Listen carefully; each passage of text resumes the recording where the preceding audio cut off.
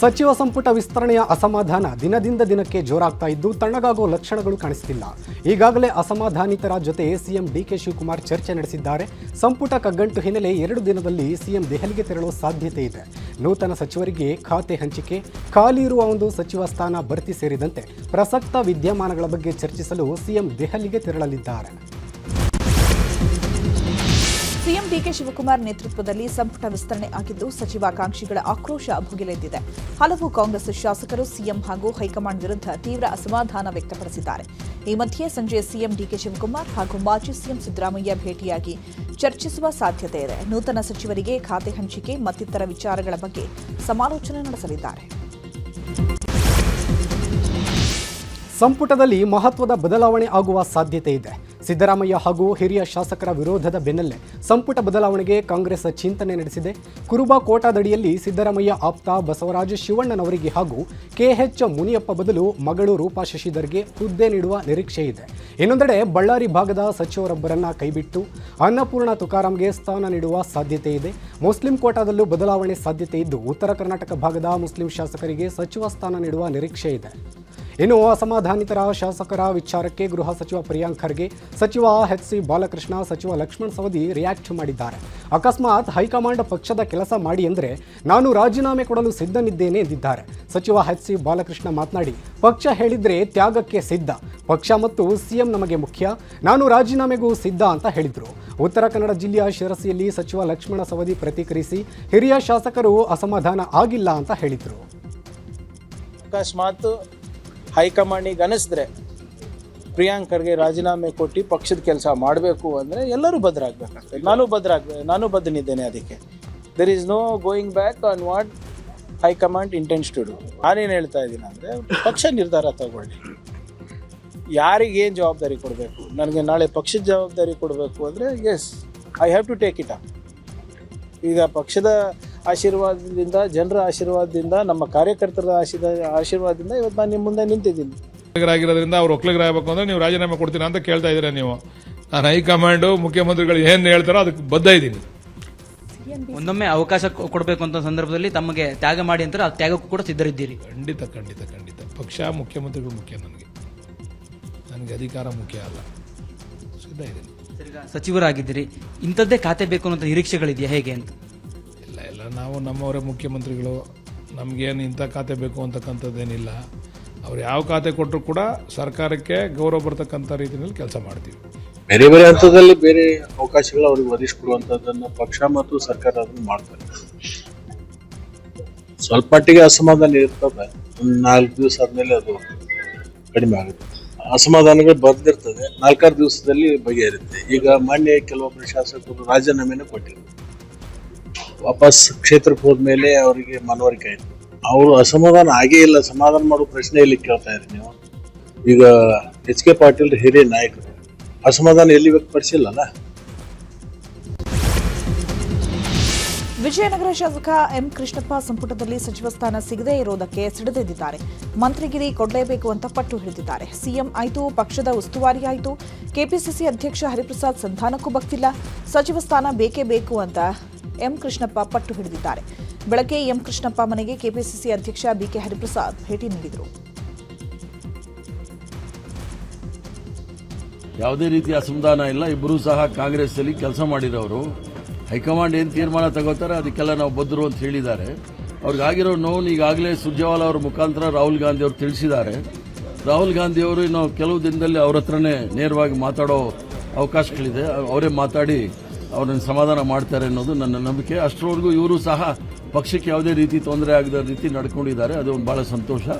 ಆದ್ರಿಂದ ಎಲ್ರಿಗೂ ಸಹ ಇಷ್ಟೊಂದು ಸೀನಿಯರ್ ಇದ್ದಾಗ, ಹಿರಿಯರಿದ್ದಾಗ ಅವ್ರಿಗೆ ಅನ್ಯಾಯ ಆದಾಗ ಅವ್ರಿಗೆ ಬೇಸರ ಆಗೋದು ನಿಜ, ಅವ್ರ ಜೊತೆ ಇರೋರಿಗೆ ಬೇಸರ ಆಗೋದು ನಿಜ.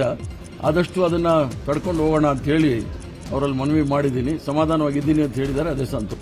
ನಮ್ಮ ಪಾರ್ಟಿ ಅಧ್ಯಕ್ಷರು, ನಮ್ಮ ಸ್ನೇಹಿತರು ಮನೆಗೆ ಬಂದಿದ್ದಾರೆ, ಗೊತ್ತಾಯ್ತಾ. ಈ ವಿಷಯಕ್ಕಿಂತ ಹೆಚ್ಚಾಗಿ ನಾವು ನಮ್ಮ ಸ್ಟ್ಯಾಂಡಲ್ಲೇ ಇದ್ದೀವಿ, ನಿಮಗೆಲ್ಲ ಗೊತ್ತಿರುವಂಥದ್ದೇ, ಗೊತ್ತಾಯ್ತಾ. ಅವ್ರಿಗೂ ಗೊತ್ತದು, ನಮಗೂ ಗೊತ್ತು. ನಾವು ಇವಾಗ ತಕ್ಷಣಕ್ಕೆ ಏನು ಮಾಡುವಂಥ ಪರಿಸ್ಥಿತಿ ಏನಿದೆ ಅಂತ ನೋಡ್ತೀವಿ. ನಾ ಭರವಸೆ ಅವ್ರು ಕೊಡೋದಲ್ಲಮ್ಮ, ನಾವು ನಮ್ಮ ಸ್ಟ್ಯಾಂಡ್ ಹೇಳಿದ್ದೀವಿ, ನಥಿಂಗ್ ಲೆಸ್ ದೆನ್ ದಟ್ ಅಷ್ಟೇ. ಸಚಿವ ಸ್ಥಾನ ವಂಚಿತರ ಬಂಡಾಯದ ಒಳ ಬೇಗುದಿ ಮುಂದುವರೆದಿದೆ. ಹಲವು ಆಫರ್ ಕೊಟ್ಟರೂ ಶಾಸಕ ಎಂ ಕೃಷ್ಣಪ್ಪ ಮಾತ್ರ ಸಚಿವ ಸ್ಥಾನಕ್ಕಾಗಿ ಪಟ್ಟು ಹಿಡಿದಿದ್ದಾರೆ. ಹೀಗಾಗಿ ಶಾಸಕ ಪ್ರಿಯಾಕೃಷ್ಣ ಎಚ್ ಸಿ ಮಹದೇವಪ್ಪ ಅವರಿಗೆ ಹೈಕಮಾಂಡ್ ಬುಲಾವ್ ಕೊಟ್ಟಿದೆ. ಪ್ರಬಲ ಸಚಿವಾಕಾಂಕ್ಷಿಯಾಗಿದ್ದ ಎಚ್ ಸಿ ಮಹದೇವಪ್ಪ ಹಾಗೂ ಪ್ರಿಯಾಕೃಷ್ಣ ದೆಹಲಿಗೆ ತೆರಳಲಿದ್ದಾರೆ. ವರಿಷ್ಠರನ್ನ ಭೇಟಿಯಾಗಿ ಸಮಾಲೋಚನೆ ನಡೆಸಲಿದ್ದಾರೆ. ಸಚಿವ ಸ್ಥಾನ ಸಿಗದಿದ್ದಕ್ಕೆ ಕಾಂಗ್ರೆಸ್ನ ಹಲವು ಶಾಸಕರು ಅಸಮಾಧಾನಗೊಂಡಿದ್ದಾರೆ. ಇವತ್ತು ಅಸಮಾಧಾನಿತ ಶಾಸಕರು ಸಿಎಂ ಡಿಕೆ ಶಿವಕುಮಾರ್ ಅವರನ್ನ ಭೇಟಿ ಮಾಡಿದ್ದಾರೆ. ಸದಾಶಿವನಗರದ ನಿವಾಸದಲ್ಲಿ ಶಾಸಕ ಎಂಸಿ ಸುಧಾಕರ್, ರಹೀಂ ಖಾನ್, ಮಹಂತೇಶ್ ಕೌಜಲಗಿ, ಪ್ರಕಾಶ್ ಕೋಳಿವಾಡ, ಪೊನ್ನಣ್ಣ ಸೇರಿದಂತೆ ಹಲವರು ಭೇಟಿ ಮಾಡಿ ಮಾತುಕತೆ ನಡೆಸಿದ್ದಾರೆ. ಸಿಎಂ ಭೇಟಿ ಬಳಿಕ ಮಾಜಿ ಸಚಿವ ಎಂಸಿ ಸುಧಾಕರ್ ಮಾತನಾಡಿದ್ದು, ಆಗಿದ್ದಾಗಿದೆ, ಈಗ ಬದಲಾವಣೆ ಮಾಡಲು ಆಗಲ್ಲ. ಪಕ್ಷದ ಒಳಿತಿಗಾಗಿ ನಾವು ಒಗ್ಗಟ್ಟಿನಿಂದ ಹೋಗಬೇಕು. ಪಕ್ಷದ ತೀರ್ಮಾನಕ್ಕೆ ನಾವು ಬದ್ಧ ಅಂತ ಹೇಳಿದರು. ಹಾಗೆಯೇ ಸಿದ್ದರಾಮಯ್ಯ ಆಪ್ತರಾಗಿದ್ದಕ್ಕೆ ಸಚಿವ ಸ್ಥಾನ ಕೈತಪ್ಪಿದ್ದು ಅಂತ ಹೇಳಿದ್ದು ನಿಜ. ಈಗ ಸಿಎಂ ಎಳೆಯಾಗಿ ಎಲ್ಲವನ್ನ ಬಿಚ್ಚಿಟ್ಟಿದ್ದಾರೆ. ಹೈಕಮಾಂಡ್ ಮಟ್ಟದಲ್ಲಿ ಏನಾಯಿತು ಅಂತ ಹೇಳಿದ್ದಾರೆ. ಪಕ್ಷದ ಹಿತದೃಷ್ಟಿಯಿಂದ ಒಟ್ಟಾಗಿ ಹೋಗಬೇಕು ಅಂತ ಹೇಳಿದ್ದಾರೆ.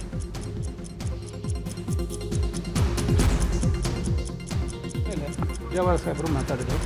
ಮುಖ್ಯಮಂತ್ರಿಗಳು ನನಗೆ ಕರೆ ಮಾಡಿ ಮಾತಾಡೋಣ ಬಾ ಅಂತ ಹೇಳಿದರು. ಬಂದು ಮಾತಾಡಿದ್ದೀವಿ, ಅದರಲ್ಲಿ ಏನಿಲ್ಲ. ಈಗ ಒಟ್ಟಾಗಿ ನಾವು ಪಕ್ಷದ ಸಂಘಟನೆ ಮತ್ತು ಮತ್ತೆ ಅಧಿಕಾರಕ್ಕೆ ಪಕ್ಷವನ್ನು ಮತ್ತೆ ತರುವಂಥದ್ದಕ್ಕೆ ಒಟ್ಟಾಗಿ ಕೆಲಸ ಮಾಡೋಣ ಅಂತಕ್ಕಂಥ ಮಾತನ್ನು ಮಾನ್ಯ ಮುಖ್ಯಮಂತ್ರಿಗಳು ಹೇಳಿದ್ದಾರೆ. ಅದಕ್ಕೆ ನಾವೆಲ್ಲರೂ ಬದ್ಧವಾಗಿ ನಾವು ಪಕ್ಷ ನಾವಿದ್ದರೆ ಮಾತ್ರ ನಾವು ಇರುವಂಥದ್ದಕ್ಕೆ ಸಾಧ್ಯ ಆಗುತ್ತೆ. ಈಗ ನಾವು ನಮ್ಮ ವೈಯಕ್ತಿಕ ವರ್ಚಸ್ಸು ಮತ್ತೊಂದು ಎಷ್ಟೇ ಇರಲಿ, ಆದರೆ ಪಕ್ಷ ಅಂತ ಒಂದು ನಾವು ಸಿದ್ಧಾಂತದ ಮೇಲೆ ನಂಬಿಕೊಂಡು ಬಂದ ಮೇಲೆ ಪಕ್ಷದಲ್ಲಿ ಸಣ್ಣ ಪುಟ್ಟ ಆಂತರಿಕ ಸಮಸ್ಯೆಗಳಿರ್ತವೆ. ನಮ್ಮ ಪಕ್ಷದಲ್ಲಿ ಇವತ್ತು ನಾವು ಆಂತರಿಕವಾಗಿ ಮಾತಾಡುವಂಥದ್ದಿದೆ. ಒಂದೊಂದು ಸಂದರ್ಭದಲ್ಲಿ ಪಕ್ಷದ ಒಳಿತಿಗಾಗಿ ಕೆಲವು ಮಾತುಗಳನ್ನು ಬಹಿರಂಗವಾಗಿ ಹೇಳುವಂಥದ್ದು ಆಗಿದೆ. ಜವಾಹರ್ ಸಾಹೇಬರು ಮಾತಾಡಿದರು. ಮುಖ್ಯಮಂತ್ರಿಗಳು ನನಗೆ ಕರೆ ಮಾಡಿ ಮಾತಾಡೋಣ ಬಾ ಅಂತ ಹೇಳಿದರು. ಬಂದು ಮಾತಾಡಿದ್ದೀವಿ, ಅದರಲ್ಲಿ ಏನಿಲ್ಲ. ಈಗ ಒಟ್ಟಾಗಿ ನಾವು ಪಕ್ಷದ ಸಂಘಟನೆ ಮತ್ತು ಬಳ್ಳಾರಿಯ ಸಂಡೂರು ಶಾಸಕಿ ಅನ್ನಪೂರ್ಣ ತುಕಾರಾಂ, ನಾನು ಸಚಿವ ಸ್ಥಾನದ ಆಕಾಂಕ್ಷಿ. ಸಚಿವ ಸ್ಥಾನಕ್ಕಾಗಿ ಸಿಎಂ ಬಳಿ, ಮಾಜಿ ಸಿಎಂ ಬಳಿ ಮನವಿ ಮಾಡಿದ್ದು ನಿಜ. ಹೈಕಮಾಂಡ್ ನಮ್ಮ ಕುಟುಂಬಕ್ಕೆ ಸಚಿವ ಸ್ಥಾನದ ಭರವಸೆ ನೀಡಿದ್ರು. ಮಹಿಳಾ ಕೋಟಾದಡಿ ಸಚಿವ ಸ್ಥಾನದ ಆಸೆ ಇದೆ, ನೋಡೋಣ ಅಂತ ಹೇಳಿದ್ದಾರೆ. ಶಾಸಕ ಬಸವರಾಜ ಶಿವಣ್ಣನವರ್ ಸಚಿವ ಸ್ಥಾನ ಕೈತಪ್ಪಿದ್ದಕ್ಕೆ ಹಾವೇರಿಯಲ್ಲಿ ಬಸವರಾಜ ಶಿವಣ್ಣನವರ್ ಅಭಿಮಾನಿಗಳು ಆಕ್ರೋಶ ವ್ಯಕ್ತಪಡಿಸಿದ್ದಾರೆ. ಕುರುಬ ಸಮಾಜಕ್ಕೆ ಇದರಿಂದ ಬಹಳ ದೊಡ್ಡ ಅನ್ಯಾಯವಾಗಿದೆ. ಕುರುಬ ಸಮಾಜಕ್ಕೆ ಅನ್ಯಾಯ ಮಾಡಿದ್ರೆ ಒಳ್ಳೆಯದಾಗಲ್ಲ. ಮುಂದಿನ ದಿನಗಳಲ್ಲಿ ಸರ್ಕಾರಕ್ಕೆ ತಕ್ಕ ಪಾಠ ಕಲಿಸ್ತೇವೆ ಅಂತ ಎಚ್ಚರಿಕೆ ನೀಡಿದ್ದಾರೆ. ಅತ್ತ ಬೆಳಗಾವಿಯಲ್ಲಿ ಶಾಸಕಿ ಲಕ್ಷ್ಮೀ ಹೆಬ್ಬಾಳ್ಕರ್ ಬೆಂಬಲಿಗರು ಸಿಡಿದೆದ್ದಿದ್ದಾರೆ. ತಾಲೂಕಿನ ಬಡಸ ಕೆಎಚ್ ಗ್ರಾಮದಲ್ಲಿ ಲಕ್ಷ್ಮೀ ಹೆಬ್ಬಾಳ್ಕರ್ ಭಾವಚಿತ್ರ ಹಿಡಿದು ಅರೆಬೆತ್ತಲೆ ಹೋರಾಟ ನಡೆಸಿದ್ದಾರೆ. ಪಾರಿಶ್ವಾಡ ಕ್ರಾಸ್ನಲ್ಲಿ ಖಾನಾಪುರ ಬೆಳಗಾವಿ ರಸ್ತೆ ತಡೆದು ಪ್ರತಿಭಟಿಸಿದ್ದಾರೆ. ಲಕ್ಷ್ಮಿಗೆ ಸಚಿವ ಸ್ಥಾನ ನೀಡದಿದ್ದರೆ ಪಕ್ಷಕ್ಕೆ ನಷ್ಟವಾಗಲಿದೆ ಅಂತ ಎಚ್ಚರಿಕೆ ನೀಡಿದ್ದಾರೆ. ಸಂಪುಟ ವಿಸ್ತರಣೆ ಬಳಿಕ ಶುರುವಾಗಿರುವ ಭಿನ್ನಮತ ಇನ್ನೂ ತಣ್ಣಗಾಗಿಲ್ಲ. ಸಿಎಂ ಹಾಗೂ ಉಸ್ತುವಾರಿ ಸುರ್ಜೇವಾಲಾ ಸಂಧಾನದ ಬಳಿಕವೂ ಕಾಂಗ್ರೆಸ್ನಲ್ಲಿ ಶಾಸಕರ ಅಸಮಾಧಾನ ನಿಲ್ತಾ ಇಲ್ಲ. ಸಿಎಂ ಡಿಕೆ ಶಿವಕುಮಾರ್ ಸುರ್ಜೇವಾಲಾ ಮನವೊಲಿಕೆ ಧಿಕ್ಕರಿಸಿ ಸಭೆ ಮೇಲೆ ಸಭೆ ಸೇರುತ್ತಿದ್ದಾರೆ.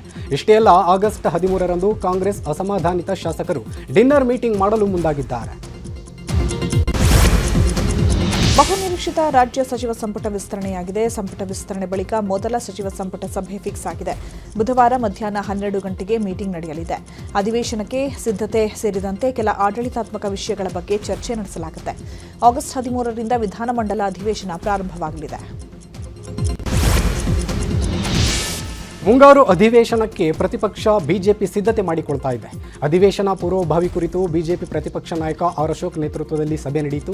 ಬಿಜೆಪಿ ರಾಜ್ಯಾಧ್ಯಕ್ಷ ವಿಜಯೇಂದ್ರ, ಮೇಲ್ಮನೆ ವಿಪಕ್ಷ ನಾಯಕ ಛಲವಾದಿ ನಾರಾಯಣಸ್ವಾಮಿ, ಶಾಸಕ ಸುನೀಲ್ ಕುಮಾರ್, ಅಶ್ವಥ್ ನಾರಾಯಣ್ ಸೇರಿದಂತೆ ಹಲವು ಶಾಸಕರು ಭಾಗಿಯಾಗಿದ್ದರು. ವಿಧಾನಸಭೆಯಲ್ಲಿ ಸರ್ಕಾರದ ವಿರುದ್ಧ ಅಸ್ತ್ರಗಳ ಬಗ್ಗೆ ಸಮಾಲೋಚನೆ ನಡೆಸಿ ತಂತ್ರ ಹಣೆಯಲಾಗ್ತಾ ಇದೆ. ಸಭಾಪತಿ ಸ್ಥಾನಕ್ಕೆ ಬಸವರಾಜ ಹೊರಟ್ಟಿ ರಾಜೀನಾಮೆ ನೀಡಿದ್ದಾರೆ. ಸಿಎಂ ಭೇಟಿ ಮಾಡಿ ಬಸವರಾಜ ಹೊರಟ್ಟಿ ರಾಜೀನಾಮೆ ಬಗ್ಗೆ ಸುದೀರ್ಘ ಚರ್ಚೆ ನಡೆಸಿದರು. ರಾಜೀನಾಮೆ ಬಳಿಕ ಬೇಸರದಿಂದ ಮಾತನಾಡಿದ್ದಾರೆ ಹೊರಟ್ಟಿ. ನಾನು 14ರಂದು ರಾಜೀನಾಮೆ ಕೊಡಬೇಕು ಅಂತ ಅಂದ್ಕೊಂಡಿದ್ದೆ, ಆದರೆ ಸಿಎಂ ಇವತ್ತು ತಕ್ಷಣವೇ ರಾಜೀನಾಮೆ ಕೊಡಿ ಅಂತ ಹೇಳಿದರು. ರಾಜಕಾರಣದಲ್ಲಿ ಈ ರೀತಿ ನಡೆಯುತ್ತಾ ಇರ್ತವೆ ಅಂತ ಬೇಸರವನ್ನ ಹೊರಹಾಕಿದರು. ಈ ನಡುವೆ ಸಭಾಪತಿ ರಾಜೀನಾಮೆ ವಿಚಾರಕ್ಕೆ ಸಿಎಂ ಡಿಕೆ ಶಿವಕುಮಾರ್ ಮಾತನಾಡಿದ್ದಾರೆ. ಇಲ್ಲಿ ಅವಿಶ್ವಾಸ ನಿರ್ಣಯದ ಪ್ರಶ್ನೆಯೇ ಬರಲ್ಲ ಅಂತ ಹೇಳಿದರು. ಸಚಿವರಾಗಿ ಅಧಿಕಾರ ಸ್ವೀಕರಿಸಿದ ಬೆನ್ನಲ್ಲೇ ಸಚಿವರು ಬರ ಅಧ್ಯಯನ ನಡೆಸುತ್ತಿದ್ದಾರೆ. ಮೈಸೂರಿನ ಹುಣಸೂರು ಭಾಗದಲ್ಲಿ ಸಚಿವ ಡಾಕ್ಟರ್ ಯತೀಂದ್ರ ಸಿದ್ದರಾಮಯ್ಯ ಬರ ಅಧ್ಯಯನ ನಡೆಸಿದರು. ಬಳ್ಳಾರಿಯಲ್ಲಿ ಸಚಿವ ಬಿ ನಾಗೇಂದ್ರ ಬರಪೀಡಿತ ಪ್ರದೇಶಗಳಿಗೆ ಭೇಟಿ ನೀಡಿ ಪರಿಶೀಲನೆ ಮಾಡಿದರು. ಹಾಗೆಯೇ ವಿಜಯನಗರ ಜಿಲ್ಲೆಯಲ್ಲಿ ಸಚಿವ ಜಮೀರ್ ಅಹಮದ್ ಖಾನ್ ಬರ ವೀಕ್ಷಣೆ ಮಾಡಿದರು. ಮುಸುಕಿನ ಜೋಳ, ಮೆಕ್ಕೆಜೋಳ, ಸಜ್ಜೆ ಸೇರಿದಂತೆ ನಾನಾ ಬೆಳೆಗಳನ್ನು ವೀಕ್ಷಣೆ ಮಾಡಿದರು. ಇನ್ನು ಹಾವೇರಿ ಜಿಲ್ಲೆಯಲ್ಲಿ ನೂತನ ಸಚಿವ ರುದ್ರಪ್ಪ ಲಮಾಣಿ ಬರ ವೀಕ್ಷಣೆ ನಡೆಸಿದರು. ಬ್ಯಾಡಗಿ ತಾಲೂಕಿನ ಗ್ರಾಮಗಳಲ್ಲಿ ಬರ ವೀಕ್ಷಣೆ ಮಾಡಿದರು. ಇತ್ತ ಚಾಮರಾಜನಗರ ಜಿಲ್ಲೆಯಲ್ಲಿ ಸಚಿವ ಪುಟ್ಟರಂಗಶೆಟ್ಟಿ ಬರ ವೀಕ್ಷಣೆ ಮಾಡಿದರು. ಹನೂರು ತಾಲೂಕಿನ ಹುಯಿಲನತ್ತಾಲದಲ್ಲಿ ಬರ ವೀಕ್ಷಣೆಗೆ ಹೋದ ಸಚಿವರು ಹಾಗೂ ಶಾಸಕರಿಗೆ ಸ್ಥಳೀಯರು ಕ್ಲಾಸ್ ತೆಗೆದುಕೊಂಡರು. ಸಮರ್ಪಕ ಕುಡಿಯುವ ನೀರಿನ ವ್ಯವಸ್ಥೆ ಕಲ್ಪಿಸಿಲ್ಲ, ನಮ್ಮ ಗ್ರಾಮದಲ್ಲಿ ರಸ್ತೆ ವ್ಯವಸ್ಥೆ ಇಲ್ಲ ಅಂತ ಮಹಿಳೆಯರು ಆಕ್ರೋಶ ವ್ಯಕ್ತಪಡಿಸಿದರು. ಬೆಂಗಳೂರಿನ ಹಲವೆಡೆ ಆಹಾರ ಸುರಕ್ಷತಾಧಿಕಾರಿಗಳು ದಾಳಿ ನಡೆಸಿದ್ದಾರೆ. ನಗರದ ಹಲವೆಡೆ 30ಕ್ಕೂ ಹೆಚ್ಚು ಅಧಿಕಾರಿಗಳಿಂದ ಏಕಕಾಲಕ್ಕೆ ದಾಳಿ ನಡೆಸಲಾಗಿದೆ. ಅಶೋಕ್ ಹೋಟೆಲ್ ಮೇಲೆ ದಾಳಿ ಮಾಡಲಾಗಿದ್ದು, ದಾಳಿ ವೇಳೆ ಅವಧಿ ಮೀರಿದ 31 ಲೀಟರ್ ಹಾಲು ಪತ್ತೆಯಾಗಿದೆ. ಹಾಗೆಯೇ ಶಾಂಗ್ರಿಲಾ ಹೋಟೆಲ್ ಮೇಲೂ ಆಹಾರ ಸುರಕ್ಷತಾಧಿಕಾರಿಗಳು ದಾಳಿಯನ್ನ ಮಾಡಿದ್ದು, ಅಡುಗೆ ಕೋಣೆ ಪರಿಶೀಲಿಸಿದ್ರು. ಕೊಳೆತ ಈರುಳ್ಳಿ, ಆಲೂಗೆಡ್ಡೆ ಸೇರಿದಂತೆ ತರಕಾರಿಗಳು ಪತ್ತೆಯಾದವು. ಇನ್ನು ಬೆಂಗಳೂರಿನಲ್ಲಿ ಅಶೋಕ, ಶಾಂಗ್ರಿಲಾ ಹೋಟೆಲ್ಗಳ ಮೇಲೆ ರೇಡ್ ಕೇಸ್ಗೆ ಮಂಗಳೂರಿನಲ್ಲಿ ಆರೋಗ್ಯ ಸಚಿವ ಯುಟಿ ಖಾದರ್ ರಿಯಾಕ್ಷನ್ ಕೊಟ್ಟಿದ್ದಾರೆ. ಕೊಳೆತ ಈರುಳ್ಳಿ, ಡೆನ್ಮಾರ್ಕ್ನ ಹೆಪ್ಪುಗಟ್ಟಿದ ಮಾಂಸ ಸಿಕ್ಕಿದೆ. ಹೋಟೆಲ್ಗಳಲ್ಲಿ ಎಕ್ಸ್ಪೈರಿ ಆಗಿದ್ದಂತಹ ಹಾಲು ಸಿಕ್ಕಿದೆ. ಮೊದಲು ದೊಡ್ಡವರನ್ನ ಹಿಡಿಬೇಕು, ಆಮೇಲೆಲ್ಲ ಸರಿಯಾಗುತ್ತೆ ಅಂತ ಹೇಳಿದರು. ಮರಳಿ ಬಿಜೆಪಿ ಸೇರುವ ವಿಚಾರಕ್ಕೆ ಮೈಸೂರಿನಲ್ಲಿ ಮಾಜಿ ಡಿಸಿಎಂ ಈಶ್ವರಪ್ಪ ರಿಯಾಕ್ಟ್ ಮಾಡಿದ್ದಾರೆ. ಪಕ್ಷದ ಹಿರಿಯರು, ಅಧಿಕಾರದಲ್ಲಿ ಇರುವವರು ಮಾತುಕತೆ ನಡೆಸ್ತಾ ಇದ್ದಾರೆ. ನಾನು ಅವರಿಗೆ ಹಲವು ಬೇಡಿಕೆ ಇಟ್ಟಿದ್ದೇನೆ. ಬೇಡಿಕೆ ಎಂದರೆ ಷರತ್ತು ಅಲ್ಲ, ಪಕ್ಷದಲ್ಲಿ ಸ್ವಲ್ಪ ಬದಲಾವಣೆ ಮಾಡಿಕೊಳ್ಳಬೇಕಿದೆ. ಇದು ಪಕ್ಷದ ಸಂಘಟನೆ ದೃಷ್ಟಿಯಿಂದ ಒಳ್ಳೆಯದು ಅಂತ ಹೇಳಿದ್ದಾರೆ. ಬಿಡದಿ ಟೌನ್ಶಿಪ್ ಸಂಬಂಧ ಇದೇ 9ರಿಂದ ಜೆಡಿಎಸ್ ಪಾದಯಾತ್ರೆ ನಡೆಸಲಿದೆ. 3 ದಿನಗಳ ಕಾಲ ನಡೆಯುವ ಜೆಡಿಎಸ್ ಪಾದಯಾತ್ರೆಗೆ ಕಾಂಗ್ರೆಸ್ ಟಾಂಗ್ ಕೊಟ್ಟಿದೆ. ಪ್ರಾಯಶ್ಚಿತ್ತತೆ ಯಾತ್ರೆಗೆ ಸ್ವಾಗತ ಅಂತ ಕೈ ಕಾರ್ಯಕರ್ತರು ಬ್ಯಾನರ್ ಹಾಕಿದ್ದಾರೆ. ಬಿಡದಿಯ ಭೈರಮಂಗಲ ಕ್ರಾಸ್ನಲ್ಲಿ ಬೃಹತ್ ಬ್ಯಾನರ್ ಹಾಕಲಾಗಿದೆ. ಬೆಂಗಳೂರಿನ ವಿಲ್ಸನ್ ಗಾರ್ಡನ್ನಲ್ಲಿ ಒತ್ತುವರಿ ತೆರವು ಕಾರ್ಯ ಚುರುಕುಗೊಂಡಿದೆ. ಬೆಳಗ್ಗೆ 10 ಗಂಟೆಯಿಂದ ತೆರವು ಕಾರ್ಯಾಚರಣೆ ನಡೆಸಿದ್ದು, ಅನಧಿಕೃತ ಶೀಟ್ ಸೇರಿ ಅಂಗಡಿಗಳನ್ನು ತೆರವು ಮಾಡಲಾಗ್ತಾ ಇದೆ. ಪೊಲೀಸರ ಭದ್ರತೆ ಜೊತೆಗೆ ತೆರವು ಕಾರ್ಯ ನಡೆಯಿತು. ಮಂಡ್ಯದ ಮೈಶುಗರ್ ಕಾರ್ಖಾನೆಯ ಶಾಲೆಗೆ ಬೀಗ ಬೀಳುತ್ತಾ ಎಂಬ ಪ್ರಶ್ನೆ ಎದ್ದಿದೆ. ಕಾರಣ, ಕಾರ್ಖಾನೆಯ ಫೀಲ್ಡ್ ಮ್ಯಾನ್ ಕಚೇರಿಯ ಪೀಠೋಪಕರಣಗಳನ್ನು ಶಾಲೆ ಆವರಣಕ್ಕೆ ಶಿಫ್ಟ್ ಮಾಡಲಾಗಿದೆ.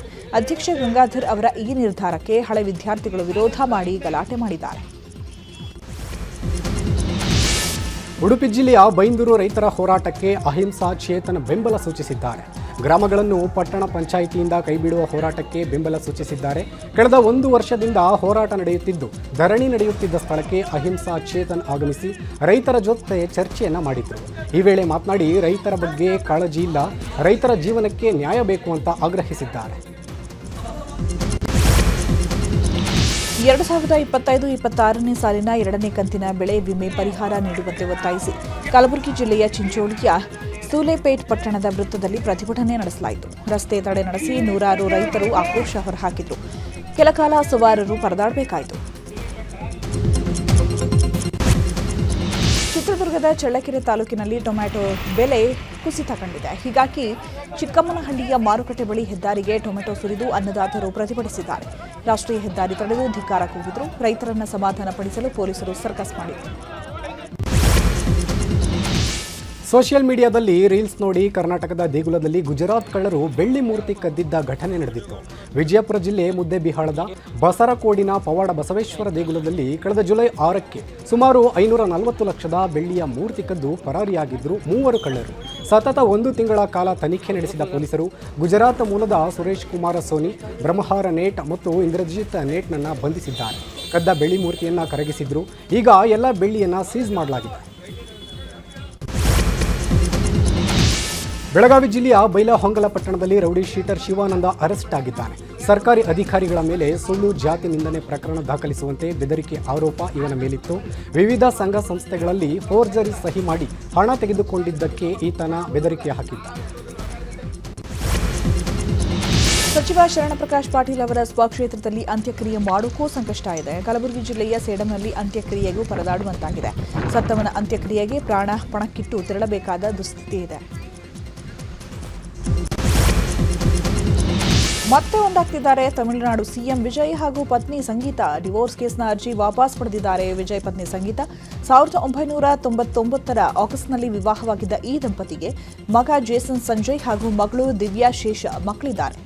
ಕೆಲ ದಿನಗಳ ಹಿಂದೆ ಸಂಗೀತಾ ಅವರು ವಿಚ್ಛೇದನ ಕೋರಿ ಚೆಂಗಲ್ಪಟ್ಟು ಕೌಟುಂಬಿಕ ನ್ಯಾಯಾಲಯದಲ್ಲಿ ಅರ್ಜಿ ಸಲ್ಲಿಸಿದರು. ಕೋಲಾರ ಜಿಲ್ಲೆಯ ಮುಳಬಾಗಿಲು ತಾಲೂಕಿನ ಯಜ್ಜೇನಹಳ್ಳಿ ಗ್ರಾಮದಲ್ಲಿ ಬೋರ್ವೆಲ್ ಕೇಬಲ್ ಕದಿಯುತ್ತಿದ್ದಾಗಲೇ ಕಳ್ಳ ಸಿಕ್ಕಿಬಿದ್ದಿದ್ದಾನೆ. ರೈತ ಪ್ರಭಾಕರ್ ಎಂಬ ರೈತನ ತೋಟದಲ್ಲಿ ಬೋರ್ವೆಲ್ ಕೇಬಲ್ ಕದಿಯುತ್ತಿದ್ದಂತಹ ಕಳ್ಳ ಚಂದ್ರಪ್ಪನನ್ನ ರೈತರೇ ಹಿಡಿದು ಪೊಲೀಸರಿಗೆ ಒಪ್ಪಿಸಿದ್ದಾರೆ. ಮಲೆನಾಡಿಗೆ ಬರುವ ಪ್ರವಾಸಿಗರಿಗೆ ಗುಡ್ ನ್ಯೂಸ್ ಸಿಕ್ಕಿದೆ. ಕಳೆದೆರಡು ತಿಂಗಳಿನಿಂದ ಬಂದ್ ಆಗಿದ್ದ ಸಕ್ಕರೆಬೈಲು ಆನೆಬಿಡಾರ ಇದೀಗ ಮತ್ತೆ ಓಪನ್ ಆಗಿದೆ. ಆಗಸ್ಟ್ 15ರಿಂದಲೇ ಆನೆಬಿಡಾರ ಪ್ರವಾಸಿಗರಿಗೆ ಮುಕ್ತವಾಗುವ ಸಾಧ್ಯತೆ ಇದೆ. ದುಬಾರೆ ದುರಂತದ ಬಳಿಕ ಕ್ಲೋಸ್ ಆಗಿದ್ದ ಸಕ್ಕರೆಬೈಲು ಶಿಬಿರ ಇದೀಗ ಸರ್ಕಾರ ಸೂಚಿಸಿದ ಎಲ್ಲ ಎಸ್ಒಪಿ ಪಾಲಿಸಿಕೊಂಡು ಪುನರ್ ಆರಂಭಕ್ಕೆ ಸಿದ್ಧತೆ ನಡೆಸಿದೆ. ಇನ್ನು ಶಿವಮೊಗ್ಗ ಜಿಲ್ಲೆಯ ಶಿಕಾರಿಪುರ ಹಾಗೂ ಸಾಗರ ಗಡಿಭಾಗದಲ್ಲಿರುವ ಅಂಬ್ಲಿಗೊಳ್ಳ ಜಲಾಶಯ ಸಂಪೂರ್ಣ ಭರ್ತಿಯಾಗಿದೆ. ಕೋಡಿ ಮೇಲೆ ಹರಿತಾ ಇರುವಂತಹ ನೀರು ಕಂಡು ರೈತರು ಖುಷಿಯಾಗಿದ್ದಾರೆ. ಹಾರುವ ಮೀನು ಹಿಡಿಯಲು ಜನ ಮುಗಿಬಿದ್ದಿದ್ದಾರೆ.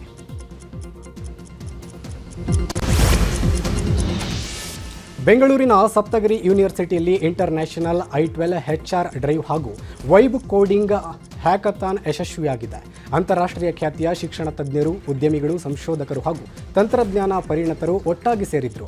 ಜಾಗತಿಕ ಸಹಯೋಗ, ನಾವೀನ್ಯತೆ, ಸಂಶೋಧನೆ ಹಾಗೂ ಅಂತಾರಾಷ್ಟ್ರೀಯ ವೃತ್ತಿ ಅವಕಾಶಗಳನ್ನು ವಿದ್ಯಾರ್ಥಿಗಳಿಗೆ ದೊರಕಿಸುವಲ್ಲಿನ ವಿಶ್ವವಿದ್ಯಾಲಯದ ಬದ್ಧತೆ ಬಗ್ಗೆ ಈ ಕಾರ್ಯಕ್ರಮವು ಉತ್ತಮವಾಗಿ ಚರ್ಚೆಯಾಯಿತು. ಉಪಕುಲಪತಿ doctor Jayanthi V, registrar doctor H Ramakrishna, registrar doctor AM Nagaraj, school of engineering ಮತ್ತು technology dean doctor NC Mahendra Babu, department of international collaboration and outreach ನಿರ್ದೇಶಕರಾದ ಡಾಕ್ಟರ್ AV ಲಾಲ್ ಕಾರ್ಯಕ್ರಮದಲ್ಲಿ ಉಪಸ್ಥಿತರಿದ್ದರು. UK, Korea and United States of America ಬಂದಿದ್ದಾರೆ. ಅವರು ನಮ್ಮ ಹುಡುಗರಿಗೆ ಕಾಂಪಿಟೇಷನ್ ಅರೇಂಜ್ ಮಾಡಿ ಆ ಕಾಂಪಿಟೇಷನಲ್ಲಿ ಗೆದ್ದವ್ರನ್ನ ಅವರು ಪ್ಲೇಸ್ಮೆಂಟ್ ಆಗಿ ಇಂಟರ್ನ್ಶಿಪ್ ಮತ್ತು ಪ್ಲೇಸ್ಮೆಂಟ್ ಕೊಡ್ತಾರೆ. ಸೊ ಇದು ಒಂದು ಯುನೀಕ್ ಕಾನ್ಸೆಪ್ಟ್ ಈಗ ನಮ್ಮ ಸಪ್ತಗಿರಿ NPS ಯೂನಿವರ್ಸಿಟಿಲಿ ನಾವು ಮಾಡ್ತಾ ಇದ್ದೇವೆ. ಅದರಿಂದ ಇಲ್ಲಿ ನಮ್ಮಲ್ಲಿ 4,000 ಹುಡುಗರು ಇವತ್ತಿನ ದಿವಸ ಅದರಲ್ಲಿ ಭಾಗವಹಿಸ್ತಿದ್ದಾರೆ. ಹ್ಯಾಕಥಾನ್ ಅಂತ ತುಂಬ ಇಂಪಾರ್ಟೆಂಟ್ ಮಕ್ಕಳಿಗೆ. ಅಂದರೆ ಇವ್ರುಗಳು ಬೇರೆ ಕಂಟ್ರಿಯಿಂದ ಜನಗಳು ಬಂದು ಡೆಲಿಗೇಟ್ಸ್ ಬಂದು ನಮ್ಮಲ್ಲಿ ಒಂದು ಹ್ಯಾಕಥಾನ್ ಮಾಡ್ತಾರೆ. ಇಲ್ಲಿ ಅವ್ರಿಗೆ ಪ್ರಾಬ್ಲಮ್ಸ್ ಇರುತ್ತೆ, ವೇರಿಯಸ್ ಪ್ರಾಬ್ಲಮ್ಸ್ ಆಗಿದೆ. ಆ ಪ್ರಾಬ್ಲಮ್ಸ್ನ ಹೇಗೆ ಸಾಲ್ವ್ ಮಾಡ್ಬೋದು ಅಂತ ಎಲ್ಲ ಮಕ್ಳಿಗೂ 1 ದಿನ ಅಥವಾ 2 ದಿನ ಈ ಥರ ಟೈಮ್ ಕೊಡ್ತಾರೆ. ಸೊ ಇವರು ಬ್ರೈನ್ ಸ್ಟಾರ್ಮಿಂಗ್ ಆಗುತ್ತೆ ಈ ಮಕ್ಕಳಿಗೆ. ಅಂದರೆ ಅವ್ರು ಅದನ್ನು ಯೋಚನೆ ಮಾಡಿ ಹೇಗೆ ಅದನ್ನು ಮಾಡ್ಬೋದು ಅನ್ನೋದನ್ನು ಅವರು ಅಳವಡಿಸ್ಕೊಂಡು they come out with answers ಬರುತ್ತೆ. ಆವಾಗ ಅದರಲ್ಲಿ ಯಾರು ಚೆನ್ನಾಗಿ ಮಾಡ್ತಾರೆ ಅವ್ರನ್ನ ಇವರು ಹ್ಯಾಂಡ್ ಪಿಕ್ ಮಾಡಿ ಗ್ಲೋಬಲಿ ಪ್ಲೇಸ್ಮೆಂಟ್ ಕೊಡ್ತಾರೆ ಅಥವಾ ಇಂಟರ್ನ್ಶಿಪ್ ಪ್ರೋಗ್ರಾಮ್ ಕೊಡ್ತಾರೆ.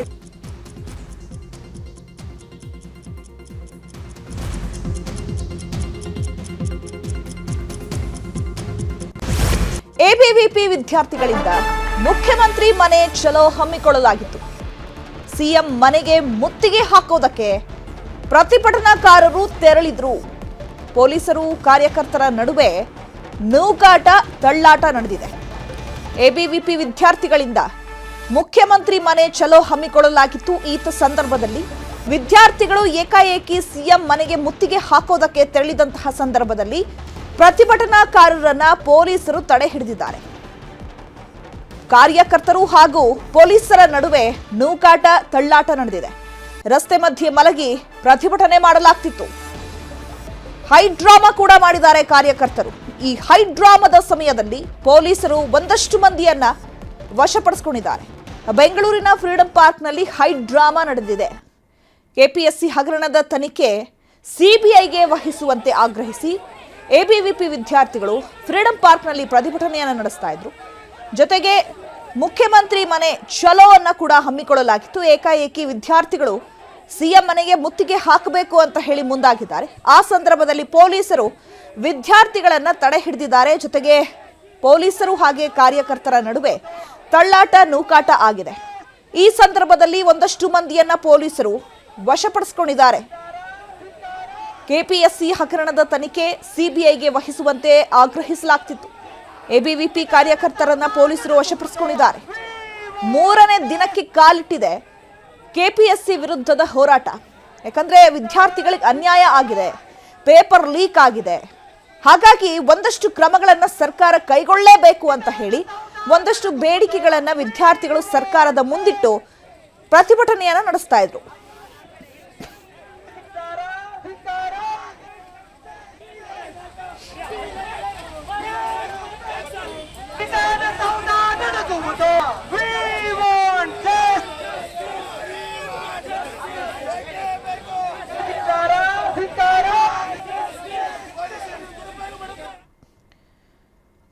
ಉಡುಪಿಯಲ್ಲಿ ಕೈ ಮುಖಂಡನ ಮೇಲೆ ಶೂಟೌಟ್ ನಡೆದಿದೆ.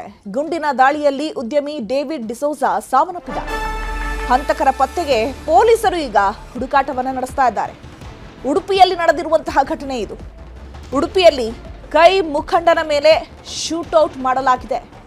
ಈ ಗುಂಡಿನ ದಾಳಿಯಲ್ಲಿ ಉದ್ಯಮಿ ಡೇವಿಡ್ ಡಿಸೋಜಾ ಸಾವನ್ನಪ್ಪಿದ್ದಾರೆ. ಹಂತಕರ ಪತ್ತೆಗೆ ಈಗ ಪೊಲೀಸರು ಬಲೆ ಬೀಸಿದ್ದಾರೆ. ಉಡುಪಿಯ ಮುದರಂಗಡಿ ಗ್ರಾಮ ಪಂಚಾಯತ್ ಮಾಜಿ ಅಧ್ಯಕ್ಷ ಈ ಉದ್ಯಮಿ ಡೇವಿಡ್ ಡಿಸೋಜಾ ಮೇಲೆ ಈಗ ಗುಂಡಿನ ದಾಳಿ ನಡೆಸಲಾಗಿದೆ. ಈ ಗುಂಡಿನ ದಾಳಿಯಲ್ಲಿ ಡೇವಿಡ್ ಡಿಸೋಜಾ ಸಾವನ್ನಪ್ಪಿದ್ದಾನೆ. ಸ್ಥಳೀಯ ಕಾಂಗ್ರೆಸ್ ಮುಖಂಡ ಡೇವಿಡ್ ಡಿಸೋಜಾ. ಶೂಟೌಟ್ಗೆ ಇನ್ನೂ ಕೂಡ ನಿಖರ ಕಾರಣ ಏನು ಅಂತ ಹೇಳಿ ತಿಳಿದು ಬಂದಿಲ್ಲ. ವೈಯಕ್ತಿಕ ದ್ವೇಷ ಸೇರಿದಂತೆ ವಿವಿಧ ಆಯಾಮಗಳಲ್ಲಿ ಪೊಲೀಸರು ಈಗ ತನಿಖೆಯನ್ನ ಮಾಡ್ತಾ ಇದ್ದಾರೆ. ಘಟನಾ ಸ್ಥಳಕ್ಕೆ ಪೊಲೀಸ್ ಅಧಿಕಾರಿಗಳು ಭೇಟಿ ನೀಡಿ ಪರಿಶೀಲಿಸ್ತಾ ಇದ್ದಾರೆ.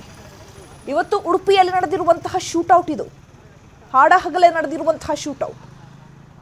ಈ ಶೂಟೌಟ್ನಲ್ಲಿ ಈಗ ಉದ್ಯಮಿ ಡೇವಿಡ್ ಡಿಸೋಜಾ ಸಾವನ್ನಪ್ಪಿದ್ದಾರೆ. ಬಟ್ ಯಾವ ಕಾರಣಕ್ಕೆ ಆತ ಸತ್ತಿರೋದು ಅಥವಾ ಯಾವ ಕಾರಣಕ್ಕೆ ಆತನ ಮೇಲೆ ಶೂಟೌಟ್ ಆಗಿರೋದು, ವೈಯಕ್ತಿಕ ದ್ವೇಷ ಇತ್ತಾ ಅಥವಾ ಹಣದ ವಿಚಾರವಾಗಿ ದ್ವೇಷ ಇತ್ತಾ,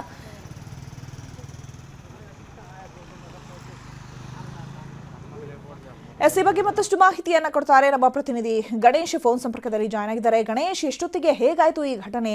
ಯಾವ ಕಾರಣಕ್ಕೆ ಈಗ ಉದ್ಯಮಿ ಮೇಲೆ ಶೂಟೌಟ್ ಆಗಿರೋದು? ಎಸ್ ಚೈತ್ರ, ಉಡುಪಿ ಜಿಲ್ಲೆಯಲ್ಲಿ ಮತ್ತೊಂದು ಬೆಚ್ಚಿ ಬೀಳಿಸುವಂತ ಪ್ರಕರಣ ಆಗಿರುವಂತದ್ದು. ಈ ಹಿಂದೆ ಒಂದು ರೌಡಿ ಶೀಟರ್ ಹತ್ಯೆ ಆಗಿದ್ರೆ ಈಗ ಮತ್ತೊಂದು ಮಾಜಿ ಪಂಚಾಯತ್ ಅಧ್ಯಕ್ಷ ಡೇವಿಡ್ ಡಿಸೋಜಾ ಅವರ ಮೇಲೆ ಗುಂಡಿನ ದಾಳಿ ಆಗಿರುವಂತದ್ದು. ಸರಿಸುಮಾರು ಮಧ್ಯಾಹ್ನದ ಹೊತ್ತಿಗೆ ಈ ದಾಳಿ ಆಗಿರುವಂತದ್ದು. ಬಹಳ ನಡು ರಸ್ತೆಯಲ್ಲಿ ಅಂದ್ರೆ ಜನನಿಬಿಡ ಪ್ರದೇಶದಲ್ಲಿ ಈ ಘೋರ ಘಟನೆ ನಡೆದಿರುವಂತದ್ದು. ಶೂಟೌಟ್ಗೆ ನಿಖರ ಕಾರಣ ಇನ್ನೂ ತಿಳಿದು ಬಂದಿಲ್ಲ. ಅಂದ್ರೆ ಪೊಲೀಸರು ತನಿಖೆಯನ್ನ ಕೈಗೆತ್ತಿಕೊಂಡಿದ್ದಾರೆ. ಆದ್ರೆ ಸ್ಪಾಟ್ ಅಲ್ಲಿ ಶೂಟೌಟ್ ಪರಿಣಾಮವಾಗಿ ಅವನು ಡೆತ್ ಆಗಿದ್ದೆ. ಈಗ ಅವನನ್ನ ಮಣಿಪಾಲ ಆಸ್ಪತ್ರೆಗೆ ದಾಖಲಿಸಲಾಗಿರುವಂತದ್ದು. ಅಂದ್ರೆ ಪ್ರಾಥಮಿಕ ಸ್ಥಳೀಯರ ಮಾಹಿತಿಯ ಪ್ರಕಾರ ಆ ವ್ಯಕ್ತಿ ಸ್ಥಳದಲ್ಲೇ ಮೃತಪಟ್ಟಿದ್ದಾನೆ ಅನ್ನುವಂತ ಮಾಹಿತಿ ಸಿಕ್ಕಿರುವಂತದ್ದು. ಹೆಚ್ಚಿನ ಏನು ತನಿಖೆ ಇದೆ ಆ ರೀತಿಯಲ್ಲಿ ಪೊಲೀಸರು, ಉಡುಪಿ ಜಿಲ್ಲಾ ಪೊಲೀಸರು ತನಿಖೆಯನ್ನ ಮುಂದುವರಿಸುತ್ತಿದ್ದಾರೆ. Chaitra. Okay, thank you Ganesh ತಮ್ಮೆಲ್ಲ ಡೀಟೇಲ್ಸ್ಗೆ.